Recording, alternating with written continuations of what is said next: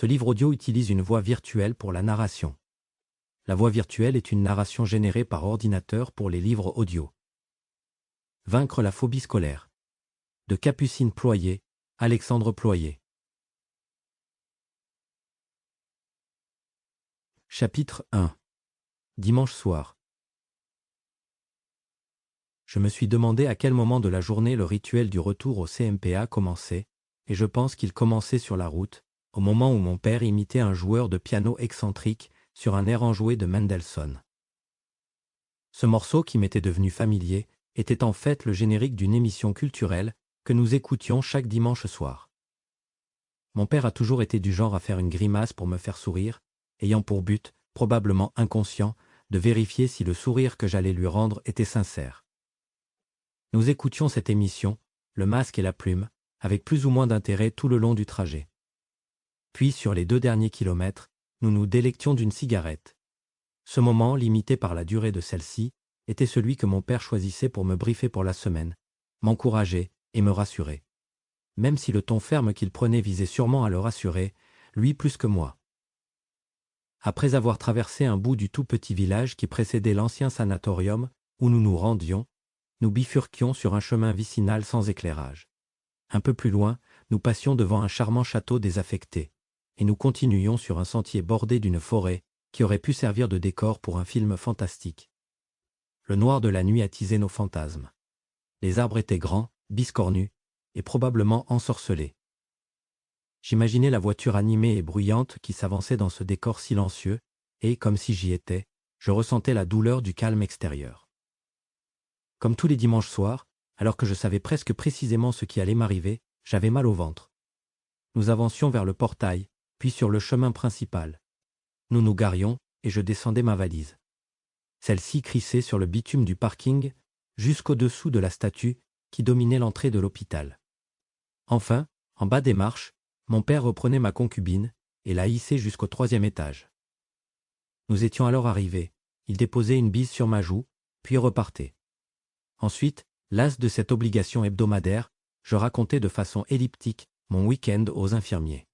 On me disait parfois que j'avais l'air fatigué. Après avoir donné mon téléphone, je traînais ma valise jusqu'à ma chambre. J'ouvrais les 10 centimètres que me permettait ma fenêtre pour évacuer l'odeur de radiateur malade que celle-ci avait accumulée pendant le week-end.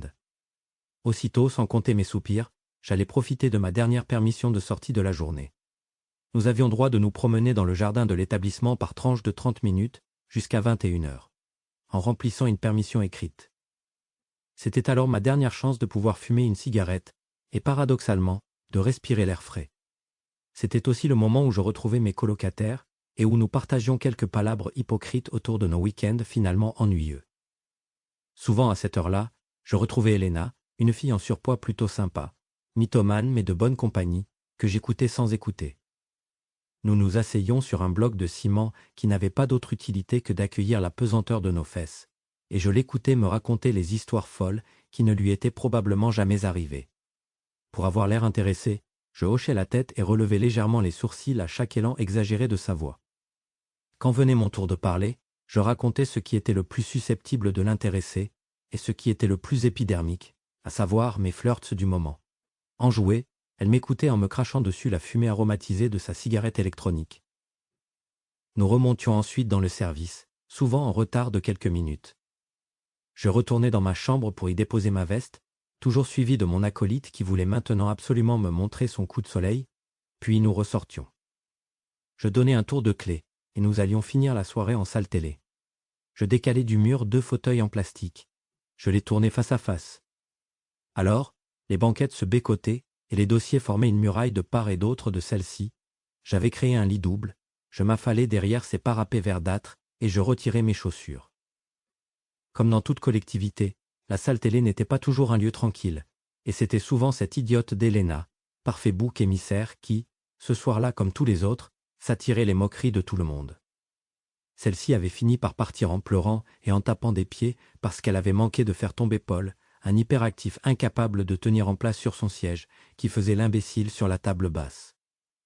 Finalement, elle était revenue une quinzaine de minutes plus tard, lorsqu'elle s'était rendue compte que personne ne venait la voir. Alors, je jouais le rôle de la bonne copine un peu naïve. Pour continuer à écouter ce livre audio gratuitement, cliquez sur le lien dans la description et vous pourrez l'écouter en entier sans frais grâce à l'essai de 30 jours d'Audible.